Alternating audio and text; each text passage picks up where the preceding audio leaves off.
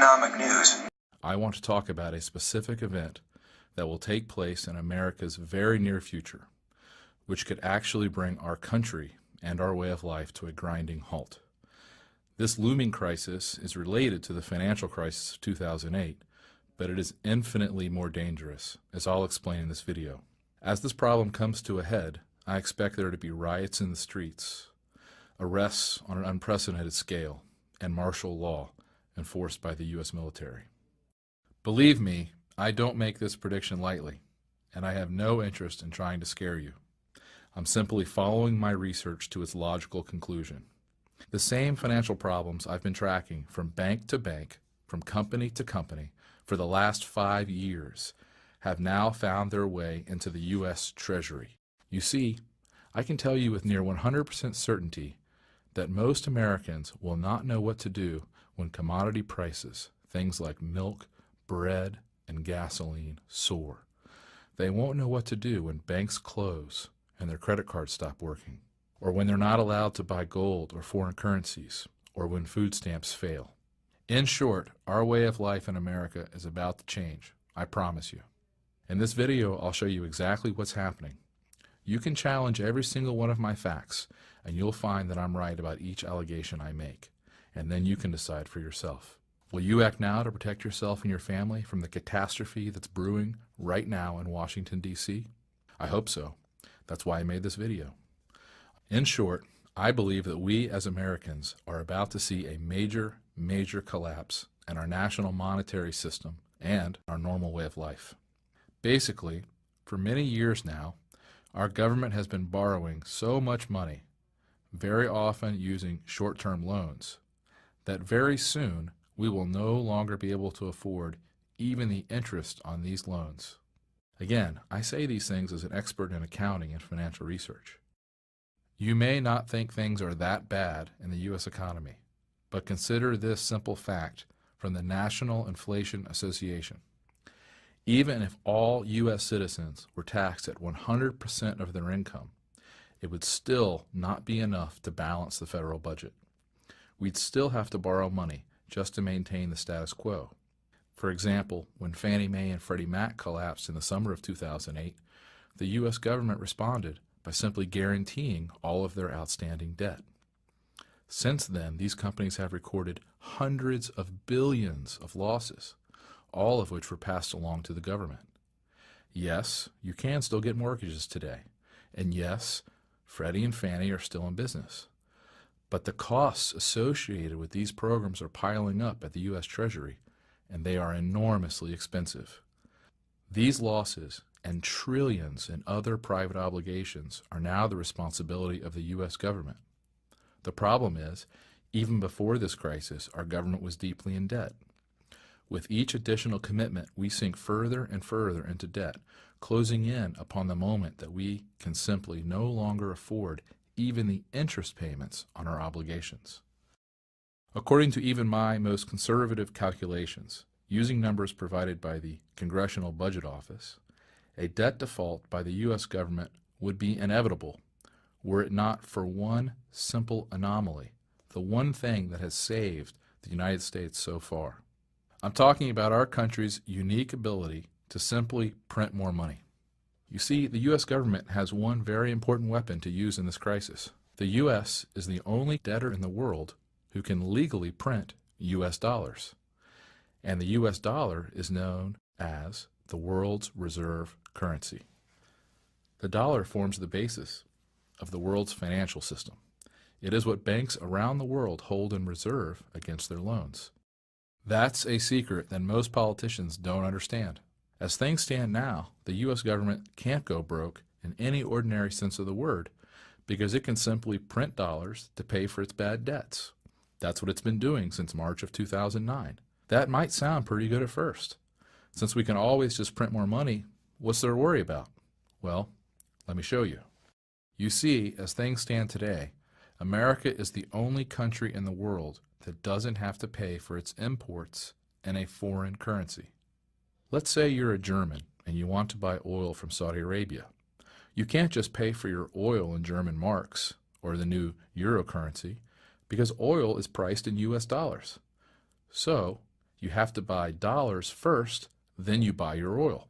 And that means the value of the German currency is of great importance to the German government. To maintain the value of its currency, Germans must produce at least as much as they consume from around the world. Otherwise, the value of its currency will begin to fall, causing prices to rise and its standard of living to decline. But in America, we can consume as much as we want without worrying about acquiring the money to pay for it, because our dollars are accepted everywhere around the world. In short, for decades now, we haven't had to produce anything or export anything to get all the dollars we needed to buy all the oil and other goods our country required. All we had to do was borrow the money. And boy, did we. Take a look at this chart. Even as late as the 1970s, America was the world's largest creditor. But by the mid-1980s, we'd become a debtor to the world. And since the late 1990s, we've been the world's largest debtor. Today, our government owes more money to more people than anyone else in the world. And that was before the financial crisis. In short, with all of these bad debts piling up, we've had to begin repaying our debts by printing trillions of new dollars. The impact of this is only just now beginning to be felt. Once our creditors figure out what's happening, they're going to be very angry. I believe they will either completely stop accepting dollars in repayment or greatly discount the value of these new dollars. I'm sure you think that sounds crazy, but as I'll show you, it's already happening. And that will make our consumption-led way of life impossible to afford. Just think about the price of oil. Access to cheap oil has been America's #1 gift of owning the world's reserve currency. This, along with several other government policies, has made gas cheaper in the U.S. than almost anywhere else in the developed world. I know you may think gas prices have skyrocketed in recent years, but look at how much less we pay than other developed nations. According to a recent study by Kiplinger's Personal Finance, we pay around $3.61 a gallon on average here in the U.S., but in Canada it's $5.56. The French pay a whopping $8.21. The Japanese pay $6.62. Australians pay $5.41, and the Chinese pay $4.54. And here's the thing. If oil is no longer priced in dollars, the price of oil for Americans will skyrocket immediately. It will change our lives overnight. Airline travel will get much more expensive. The cost to ship goods by truck to grocery stores around the country will get much more expensive. Farming itself will get a lot more costly. So will commuting to work, taking a taxi. Just about everything we do will suddenly get much more expensive. And remember, in order for prices to start skyrocketing, all that has to happen is that other countries start preferring payments in something besides U.S. dollars. The U.S. dollar has been the world's reserve currency for decades now, so most Americans don't have a clue about what the repercussions are of losing this status. You might think this could never happen, but it happens all the time when countries get too far in debt, or when they consume too much or produce too little. In fact, the same thing happened to Great Britain in the 1970s. Most people don't know this, but British sterling was the reserve currency for most of the world for nearly 200 years, for most of the 18th and 19th centuries. It continued to play this role until after World War II, when America was forced to prop up Britain's economy with foreign aid. Remember the famous Marshall Plan, when we gave billions to help European countries rebuild? Unfortunately, though, Britain pursued a socialist national agenda. The government took over all of the major industries. Like Barack Obama, Britain's leaders wanted to, quote, spread the wealth around. Pretty soon, the country was flat broke. The final straw for Britain came in 1967, when things got so bad the Labour Party, which is the socialists, decided to devalue the British currency by 14% overnight. They believed this would make it easier for people to afford their debts. In reality, all it did was make anyone holding British sterling 14% poorer overnight. It made everything in Britain much, much more expensive in the coming years. For the country as a whole, it ushered in one of the worst decades in modern British history. Most Americans don't know anything about Britain's winter of discontent in the late 1970s, when the government put a freeze on wages. There were continuous strikes in nearly every sector: grave diggers, trash collectors, even hospital workers. Things got so bad at one point that many hospitals were reduced to accepting emergency patients only. In 1975, inflation in Britain skyrocketed to 26.9% in a single year. The government also imposed what was known as the 3-day week in 1974. In short, businesses were limited to using electricity for only 3 specified consecutive days each week, and they were prohibited from working longer hours on those days. Television companies were required to cease broadcasting at 10:30 p.m. to save electricity. Imagine, Britain was a global superpower for 150 years, but when they started intentionally devaluing their currency, things went straight downhill. Maybe you don't think something similar can happen here, but I'm telling you, it's already underway. In fact, the exchange value of the U.S. dollar has plummeted in the past year. Look at this chart. From June 1st of 2010 to June 1st of this year, the U.S. dollar has plunged 12%. That's a huge move in the currency world. In short, people are quickly losing faith in the U.S. dollar. What happened to the British currency is now happening to the U.S. dollar. Not only will the price of gas, oil, and other commodities skyrocket in America, almost everything we consume will immediately get more expensive. All the clothing, furniture, and household goods we import from China, all the food we get from Central and South America, all the electronics, television, computers, and cars we get from Asia and Europe. In fact, it's happening right now before our eyes. The price of gold is up more than 100% since the financial crisis of 2009. Oil prices have doubled. Soybeans are way up. Copper prices are up more than 170% since 2009. Cotton prices are up 80% in just the past year. As Wesley Card, the head of a clothing company that includes brands like Dockers and Anne Klein, was quoted by the New York Times, "It's really a no-choice situation. Prices have to come up." This chart shows how much a few key commodities have skyrocketed in price just since the beginning of 2009. Of course, skyrocketing commodity prices are just the beginning. There are other disastrous consequences to the U.S. dollar losing status as the world's reserve currency.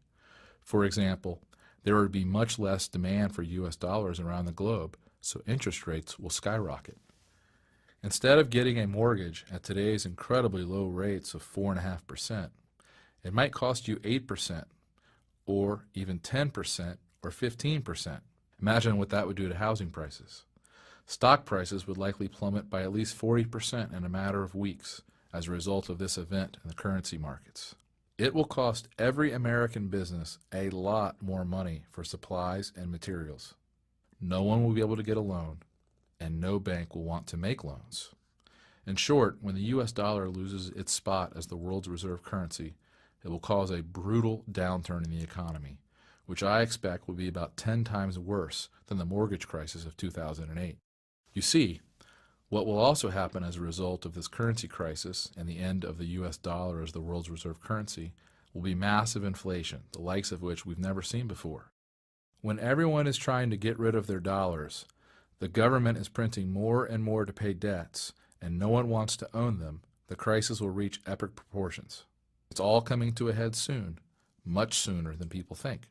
Remember, too, that in roughly the past 100 years, this type of debt crisis has reared its ugly head in Germany, Russia, Austria, Poland, Argentina, Brazil, Chile, the Ukraine, Japan, and China. I believe it will soon happen right here in the United States. Don't believe me? Well, the truth is that it's already happening at the local and state levels. Take a look. According to the Center on Budget and Policy Priorities, a Washington, D.C. based think tank, at least 46 states face huge budget shortfalls for 2011. The center reports that the total state budget shortfall could reach $160 billion in 2011. And although many states got federal help over the past year, that aid is now gone. The CBS News program 60 Minutes ran a story on this crisis in recent weeks and reported that, quote, there is a financial crisis looming involving state and local governments. The states have collectively spent nearly $500 billion more than they collected in taxes. There is also a $1 trillion hole in their public pension funds. So, what are these desperate governments trying to do? You won't believe their proposals. The state of Arizona, for example, announced in early 2010 that it is selling $735 million worth of government-owned buildings, but will still occupy them by paying a 20-year lease. The government is selling the legislative buildings, the House, the Senate, the state Capitol Executive Tower, the state fairgrounds, even prisons. In California, the state has taken the radical step of opening its prison doors and releasing thousands of inmates. About 11% of the state budget goes to the penal system. That's more than they spend on higher education. So California is slashing the number of inmates by 6,500 people next year. In other words, they're cutting loose about 4% of the prison population. Incredibly, other states, including New York, may do the same thing. In Georgia, the government is proposing taking out dead peasant policies on state employees. When these folks die, the money won't go to the dead person's family, but to the state's coffers to help pay for more programs, insurance, and pension liabilities. It's simply incredible, isn't it? State and municipal governments are so broke and so desperate that they are taking unprecedented steps to at least temporarily avoid bankruptcy. Nearly every state in the union is talking about legalizing some form of gambling to boost tax revenue. California still wants to legalize marijuana, even though it was defeated in the recent election. Of course, none of these ridiculous steps will work in the long run. And the truly amazing thing is that the U.S. federal government is in even worse shape than the local governments. The only reason we haven't seen the full brunt of this crisis yet on the federal level is because we've just continued to pile on more and more debt. The states can't print money, but the federal government can, at least for now. And for the moment, this is all that is preventing a currency collapse of unprecedented proportions. This is the important point. What most people don't realize is that the U.S. government can only continue printing dollars as long as the U.S. dollar remains the world's reserve currency. In other words, this is all going to fall apart much sooner than people think. In fact, it's already happening. The first steps are already well underway. It's happening right now before our very eyes. I can't stress this enough. You need to act now in order to protect your assets and grow your savings in the next few years. In the next few minutes, I'm going to show you exactly how I'm protecting my own money and what I recommend doing with yours. But first, let me show you exactly what's going on right now. Like I said, most Americans don't believe the U.S. dollar could ever lose its spot as the world's reserve currency. But I'm here to tell you, this process is already well underway. For example, although it went almost completely unreported in the U.S. press, last fall, a group of the world's most powerful countries, including China, Japan, Russia, and France, got together for a secret meeting without the United States being present or even knowing about the meeting. Veteran Middle East reporter Robert Fisk reported on this event in Britain's independent newspaper. In the most profound financial change in recent Middle East history, Gulf Arabs are planning, along with China, Russia, Japan, and France, to end dollar dealings for oil, moving instead to a basket of currencies, including the Japanese yen, Chinese yuan, the euro, gold, and a new unified currency planned for the nations in the Gulf Cooperation Council, including Saudi Arabia, Abu Dhabi, Kuwait, and Qatar. Fisk also interviewed a Chinese banker who said this: These plans will change the face of international financial transactions. America and Britain must be very worried. You will know how worried by the thunder of denials this news will generate. And sure enough, after Fisk published the details of this secret meeting, U.S. officials and central bankers from around the globe denied these plans. But as the old central banking adage goes, how do you know exactly when a currency will be devalued? The answer? Right after the head of the central bank goes on television to adamantly deny any such transaction will occur.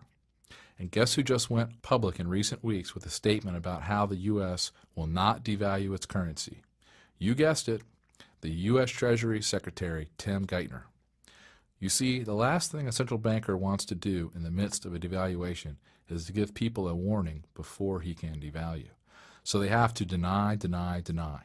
After the announcement is made, it's too late for citizens and investors to get out. Like I said, what's incredible is that this story of a secret meeting among most of the major powers besides the U.S.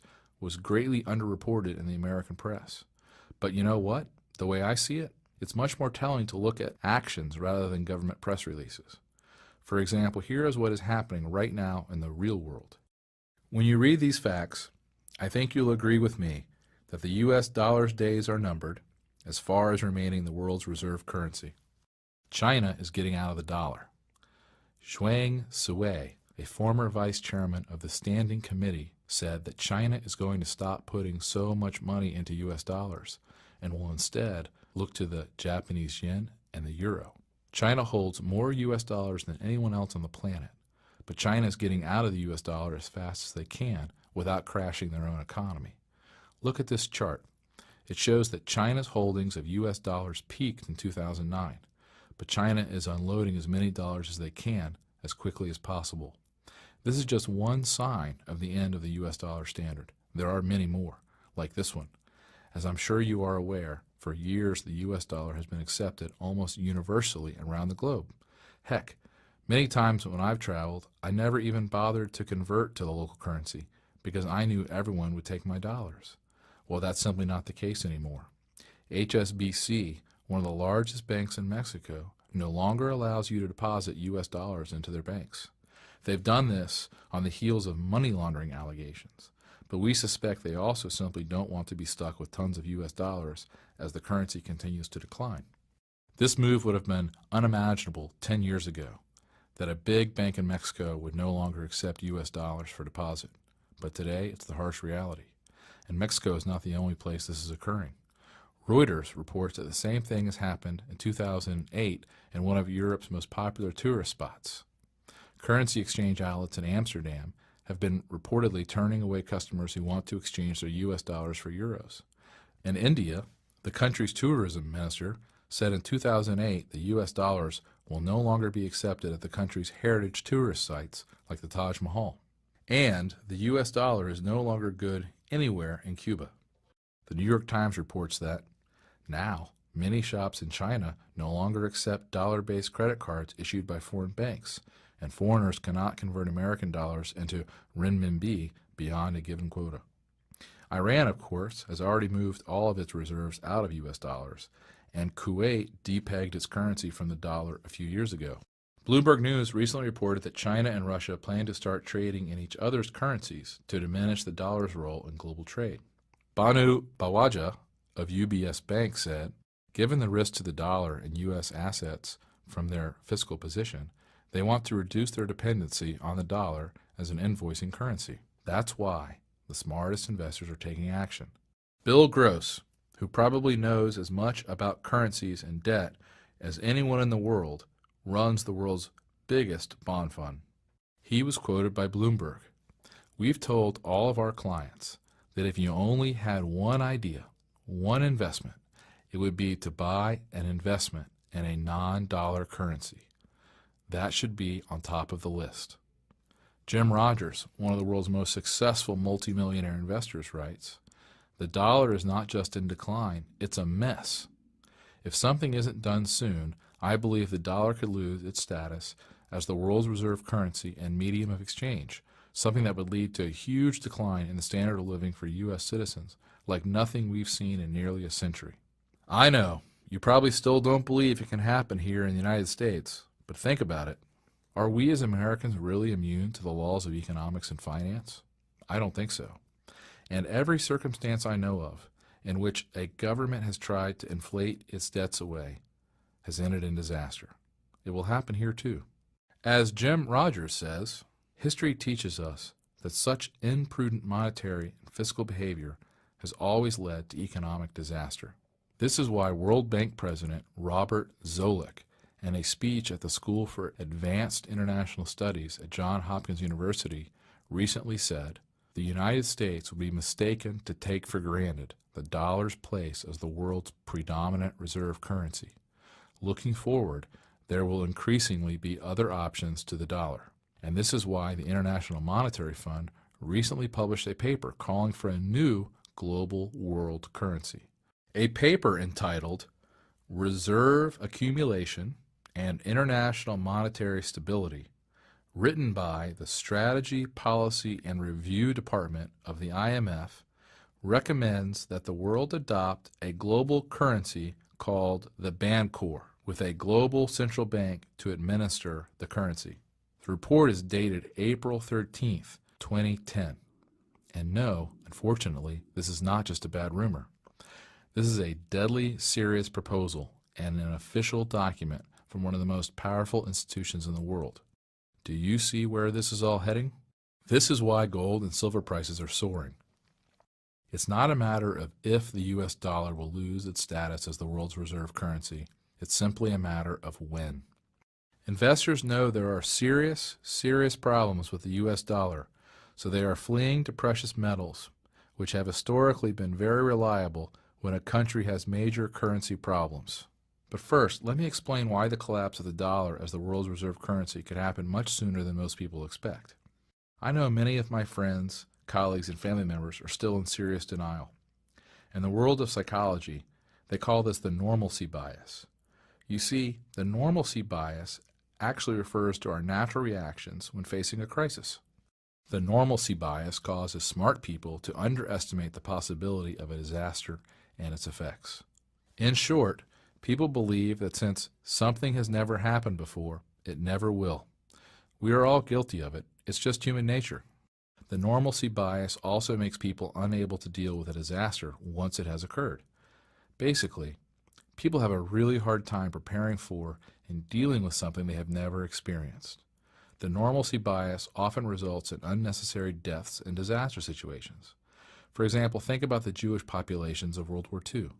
As Barton Biggs reports in his book, Wealth, War, and Wisdom, by the end of 1935, 100,000 Jews had left Germany, but 450,000 still remained. Wealthy Jewish families kept thinking and hoping that the worst was over.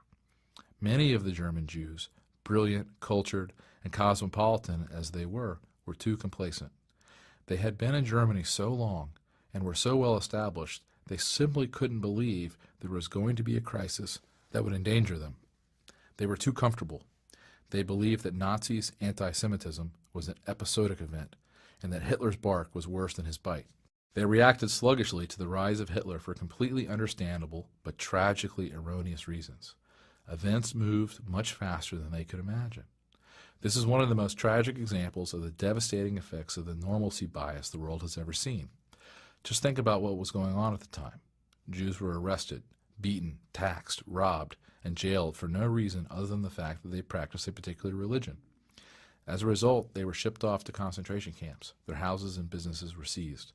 Yet most Jews still didn't leave Nazi Germany because they simply couldn't believe that things would get as bad as they did.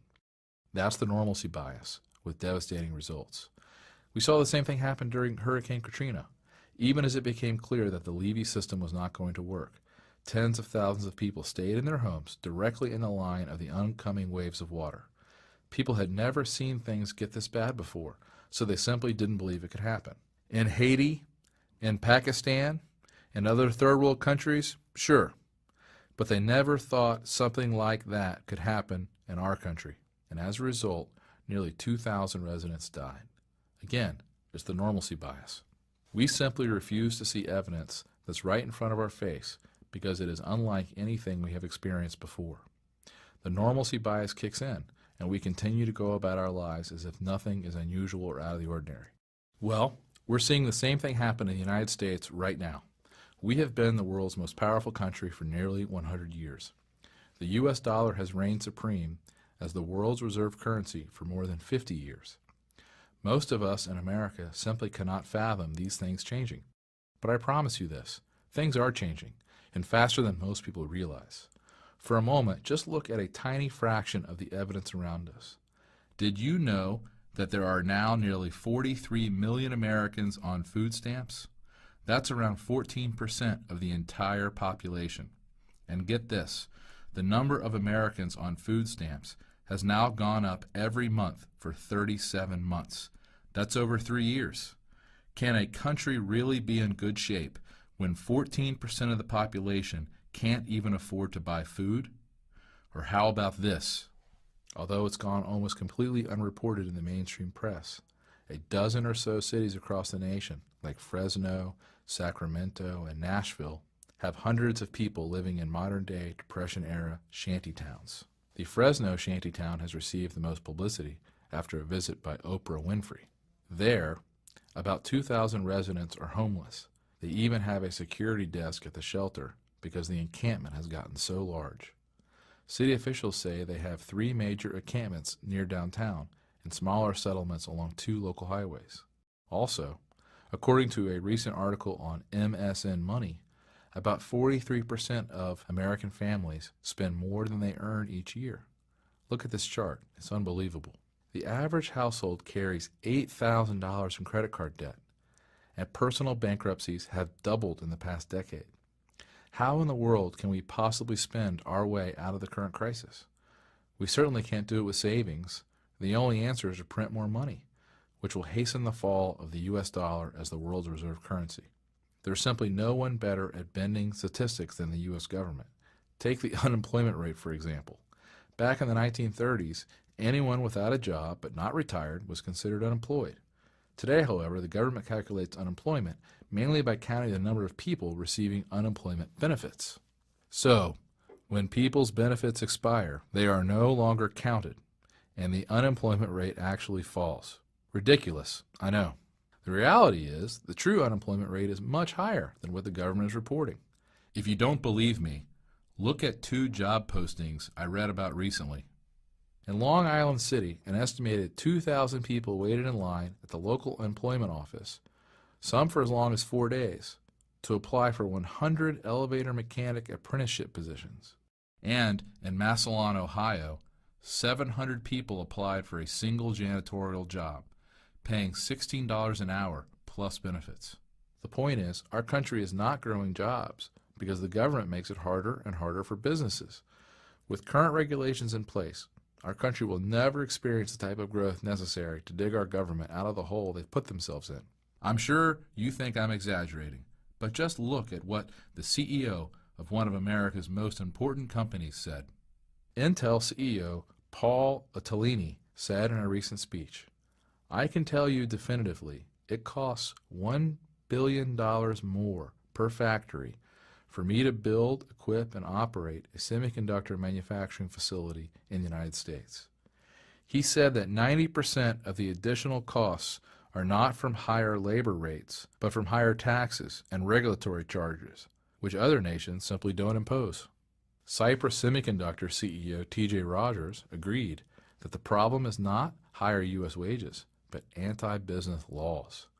He was quoted in an interview with CNET News. The killer factor in California for a manufacturer to create, say, 1,000 blue-collar jobs is a hostile government that doesn't want you there and demonstrates it in thousands of ways. Few Americans today realize that we have the second highest corporate tax rate in the world.